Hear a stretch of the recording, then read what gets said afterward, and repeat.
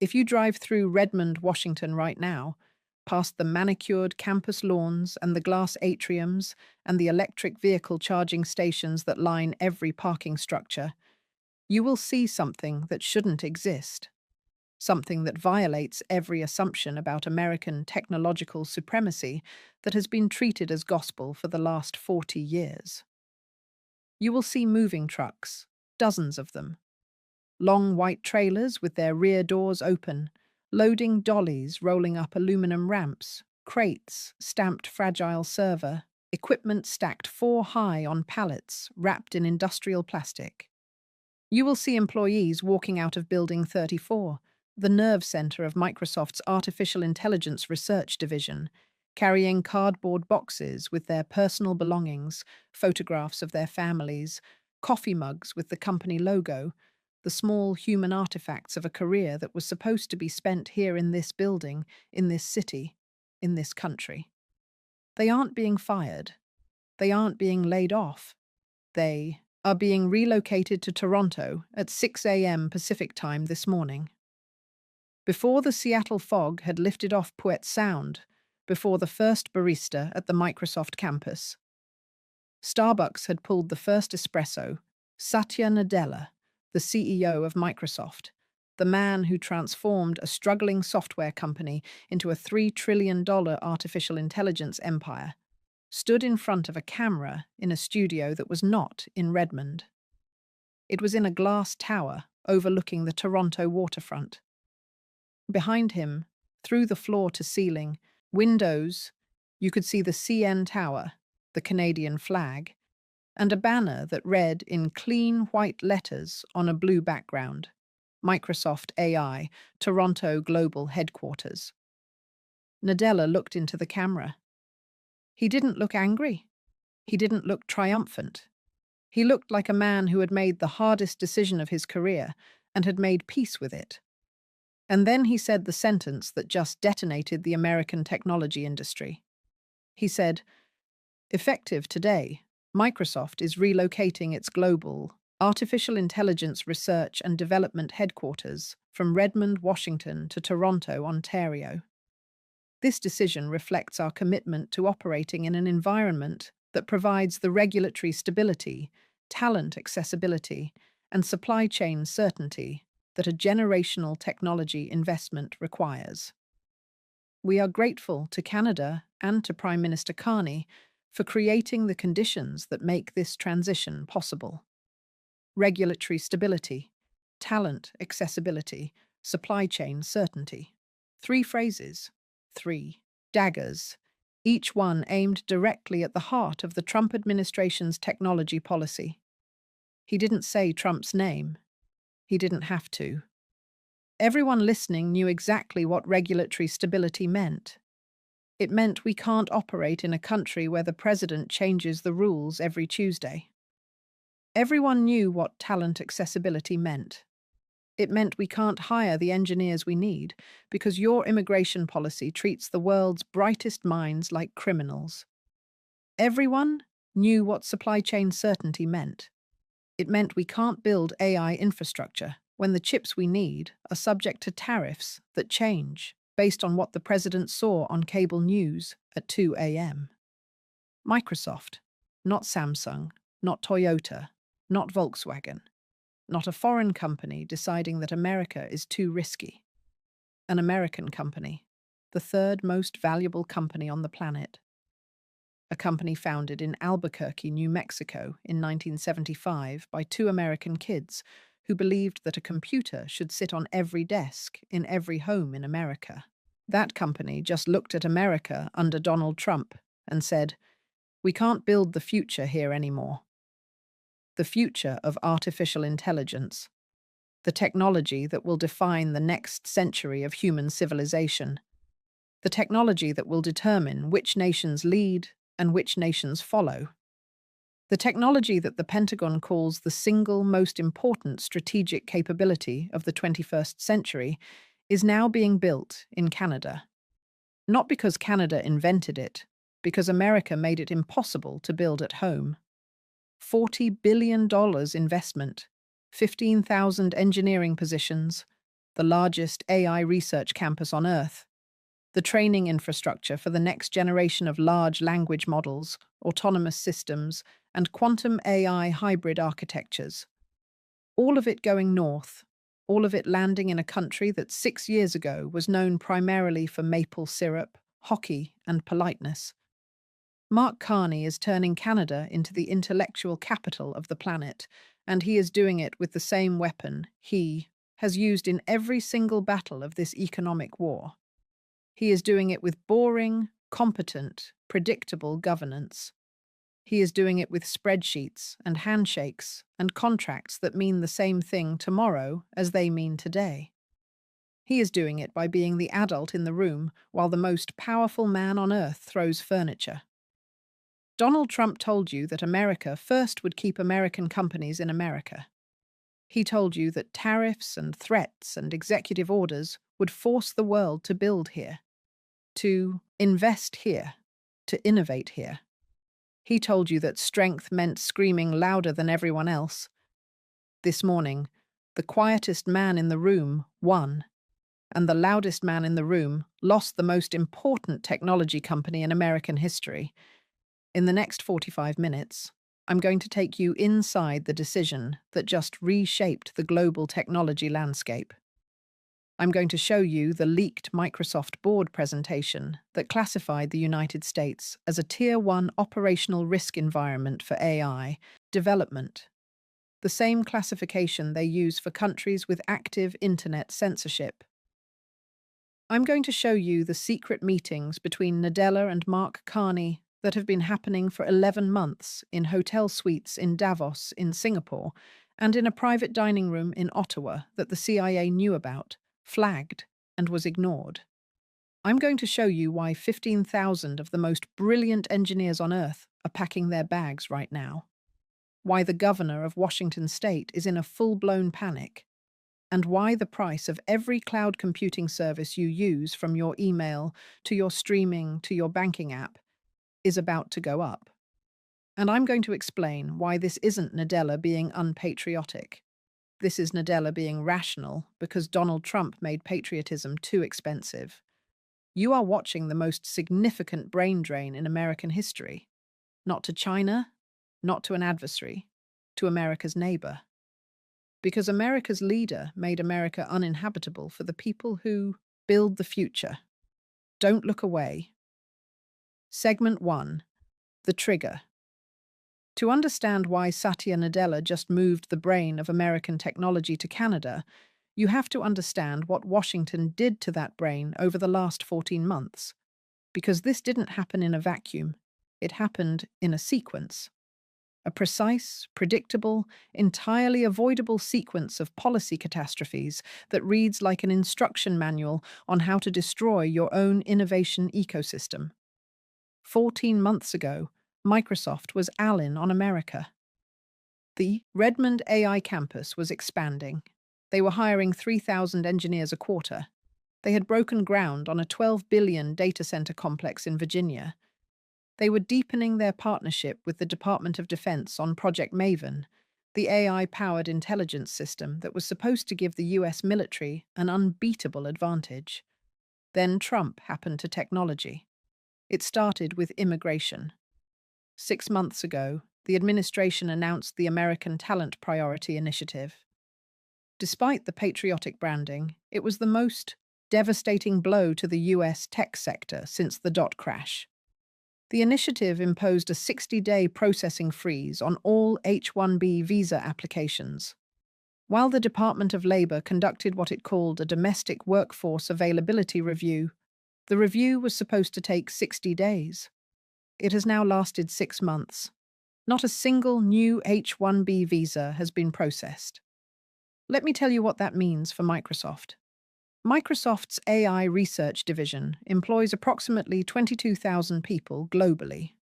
43% of them, nearly 9,500 engineers, are foreign, nationals working in the United States on H-1B visas. These are not abstract statistics. These are the people who write the code that trains GPT-5. These are the people who design the neural architectures that power Azure AI. These are the people who build the systems that the Pentagon uses to analyze satellite imagery and predict battlefield movements. When the visa freeze hit, Microsoft couldn't hire. They had 4,200 open AI engineering positions. The candidates were identified. The offers were drafted. The start dates were set. And then the freeze landed. 4,200 of the world's most brilliant AI engineers, mathematicians, and computer scientists. People who had chosen Microsoft over Google, over DeepMind, over Tencent, over every other AI lab on Earth, were told, "Sorry, your government won't let us bring you in." Where did those 4,200 engineers go? Toronto, London, Montreal, Melbourne, Bangalore. They went to every city in the world that would take them. And the companies that hired them, Google DeepMind in London, Koa in Toronto, Anthropic's new Montreal office. Those companies are now building the AI that Microsoft was supposed to build with the engineers that Microsoft was supposed to hire, because the president decided that the world's most talented people were a threat rather than an asset. But the visa freeze was only the first blow. The second was worse. 3 months ago, Trump signed Executive Order 1502, the AI Sovereignty and National Security Directive. The name sounded like a defense of American interests. The content was an assault on American innovation. The directive required every company developing AI models above a certain computational threshold to submit their training data, their model architectures, and their safety testing results to a newly created government review board before deployment. The review board was given 180 days to evaluate each submission. 180 days. In an industry where 6 months of delay means a competitor has already launched, iterated, and captured your market. But the truly destructive provision was Section 7. Section 7 required that all AI models developed on American soil using compute infrastructure that had received any federal subsidy, which includes virtually every data center in the United States, because they all received CHIPS Act or infrastructure bill incentives, must be made available to the Department of Defense upon request at terms determined by the Secretary of Defense. Upon request at terms determined by the Secretary of Defense, Trump was claiming ownership of every AI model built in America.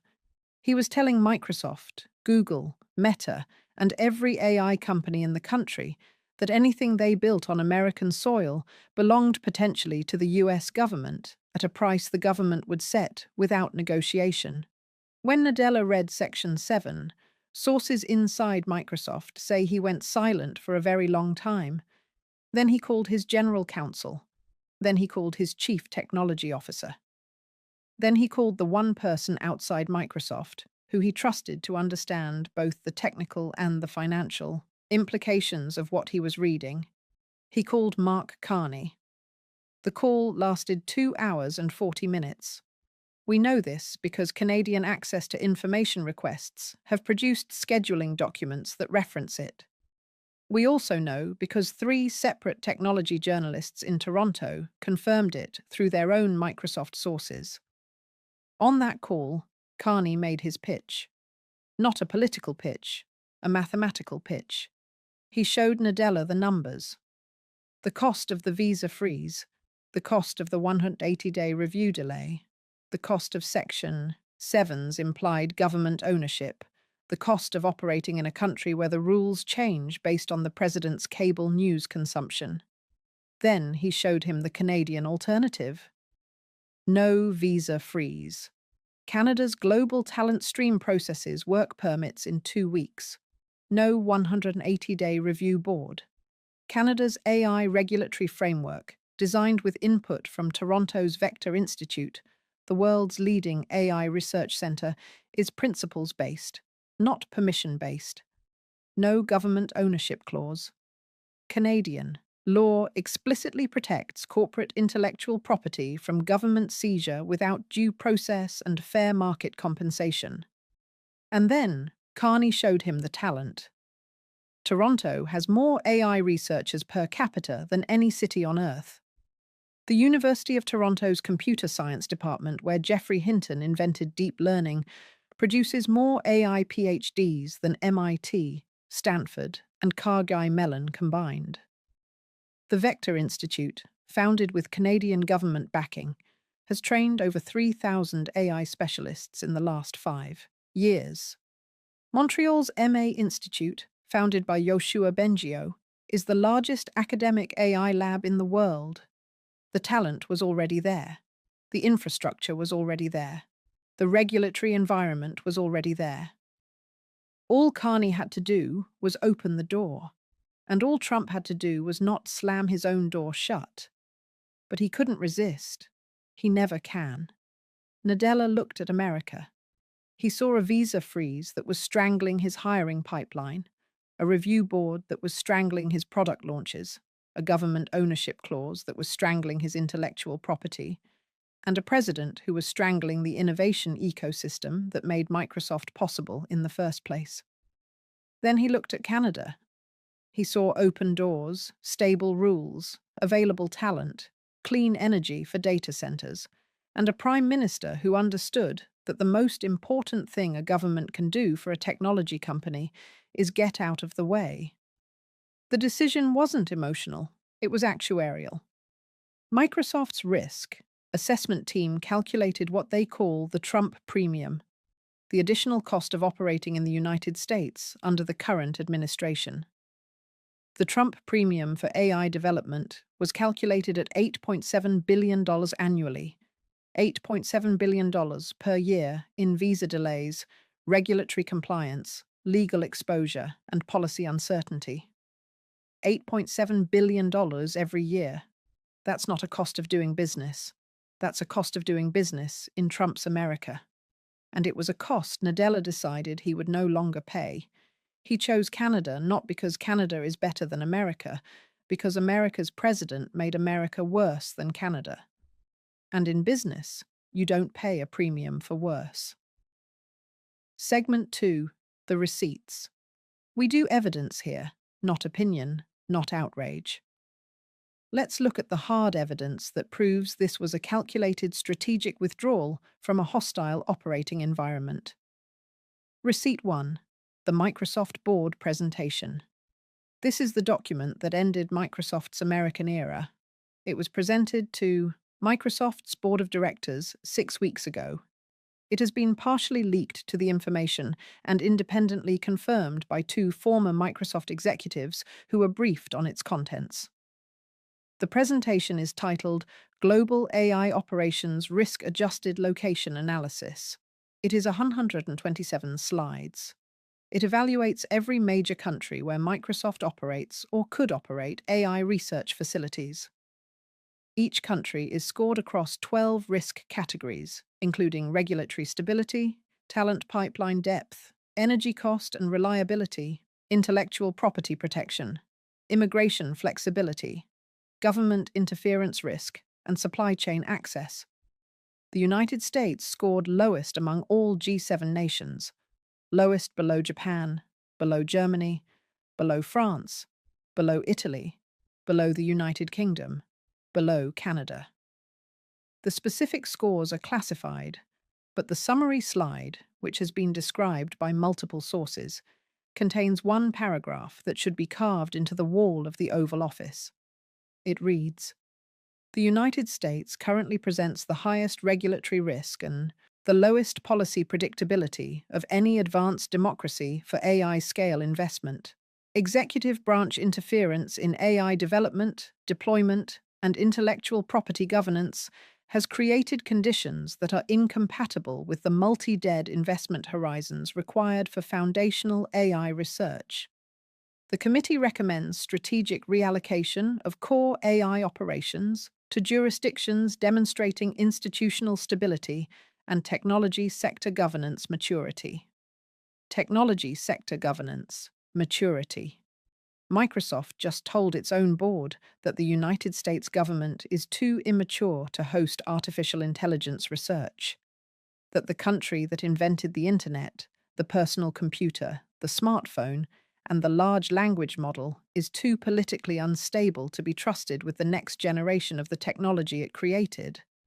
And the board voted unanimously to move. Not a single dissent, not one director said, "Wait, this is Microsoft. This is an American company. We should stay and fight."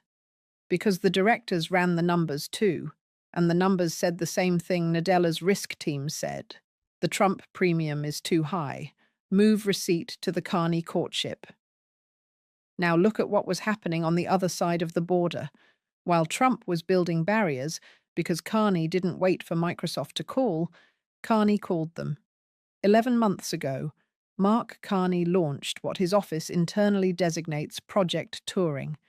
Named after Alan Turing, the father of computer science, Project Turing is a coordinated strategy to attract global AI investment to Canada. It targets the world's top 20 AI companies with customized relocation packages. For Microsoft, the package was extraordinary.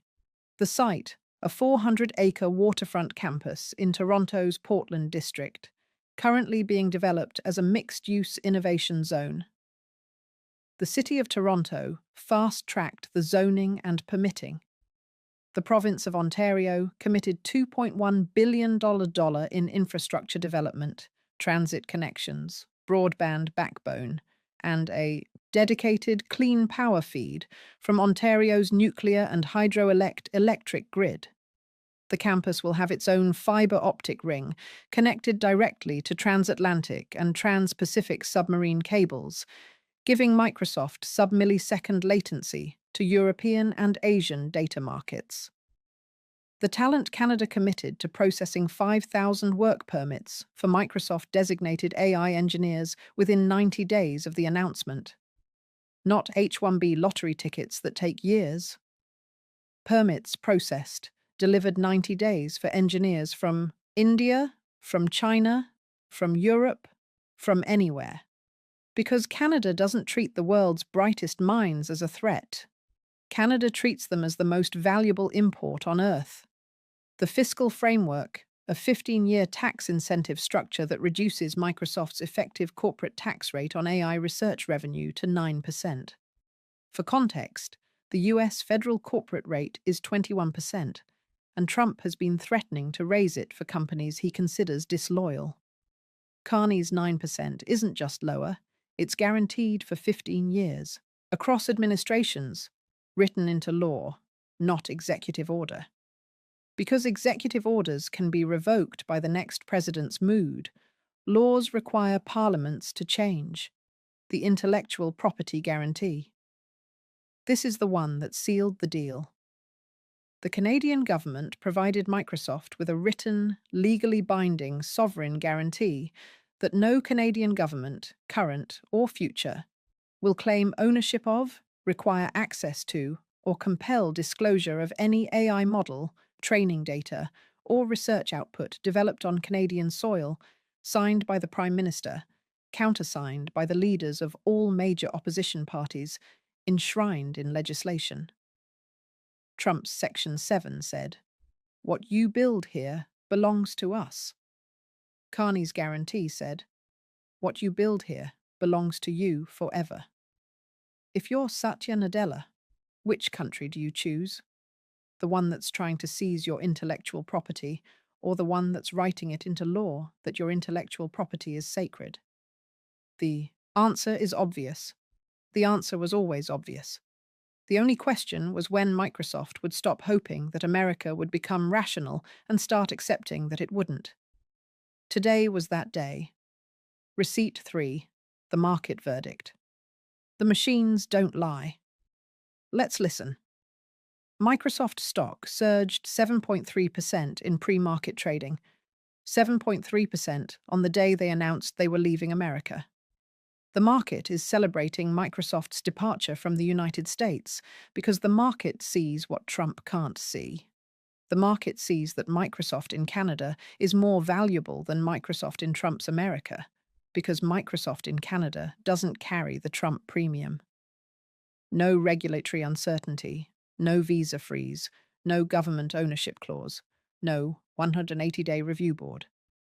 The risk factors that were dragging on Microsoft's valuation just disappeared, and the market priced it in instantly. Now look at the American side. Amazon dropped 4.2%. Google dropped 3.8%. 8%. Meta dropped 5.1%. Why? Because every analyst on Wall Street is asking the same question. If Microsoft is leaving, who's next? If the third most valuable company on Earth decided that America is too hostile for AI research, what's stopping Amazon from reaching the same conclusion? What's stopping Google? What's stopping every AI startup in Silicon Valley from looking at Toronto's talent pool, Kearney's tax incentives, and Canada's visa processing speed and saying, why are we still here? The Nasdaq dropped 3.7% at the open, the worst opening for the tech-heavy index since the 2022 bear market. And this time, the sell-off isn't about interest rates or earnings misses. It's about geography. It's about the realization that the American technology sector's most important asset, its ability to attract and retain the world's best talent in the world's most innovative companies, is being destroyed by the President of the United States. The Canadian dollar surged 2.3% against the greenback. The Toronto Stock Exchange hit an all-time high. Canadian AI stocks, Koha Koyo Kanaxis, surged across the board. The market sees a technology boom coming to Canada. A Microsoft-fueled Kearney engineered Trump-caused boom and real estate. The Toronto waterfront district, where Microsoft's new campus will be built, saw land valuations jump 40% in pre-market property assessments. Housing in Toronto's tech corridors is going to surge. Construction companies are going to boom. Restaurants, retail services, everything in the orbit of 15,000 highly paid engineers spending money in a new city. It's all going up. Meanwhile, in Redmond, the real estate market just froze. Commercial property near Microsoft's existing campus dropped 12% in broker assessments within hours, because when 15,000 high-paying jobs leave a city, the restaurants close, the shops close, the tax base shrinks, the schools lose funding, the property values collapse. Trump told you tariffs would bring jobs to America. He just sent 15,000 of the most valuable jobs on the planet to Canada. These aren't factory jobs. These aren't service jobs. These are 250,000 a year AI engineering positions, each one generating an estimated 1.4 million in annual economic activity. Multiply that by 15,000, and you get $21 billion in annual economic activity, leaving Redmond, landing in Toronto every year for decades. That is the Trump premium, measured in human lives and local economies. Receipt 4. The Governor's Response. Washington State Governor Jay Inslee held an emergency press conference at 10:01 a.m. Pacific. He looked like he hadn't slept, because he probably hadn't. Microsoft is the largest private employer in Washington State. Microsoft's campus in Redmond generates approximately $4.8 billion in annual state and local tax revenue. Microsoft's employees spend money in Bellevue, in Kirkland, in Seattle, in every community within commuting distance of the campus. When 15,000 of them leave, that spending leaves with them. Inslee's statement was raw. It was the statement of a governor watching his state's economic engine be loaded onto trucks and driven north. He said, Microsoft's decision to relocate its AI headquarters is a direct consequence of federal policies that have made the United States hostile to the technology sector. The visa freeze has strangled our talent pipeline. The AI Review Board has strangled our innovation cycle, and the intellectual property provisions of recent executive orders have created an environment where the world's most innovative companies no longer trust the United States government to respect what they build. Then he said the line that will haunt the Republican Party. I have spoken with the governors of California, Massachusetts, New York, and Colorado. We are jointly requesting an emergency meeting with the President to discuss the immediate reversal of these policies before we lose more companies, more jobs, and more of America's future.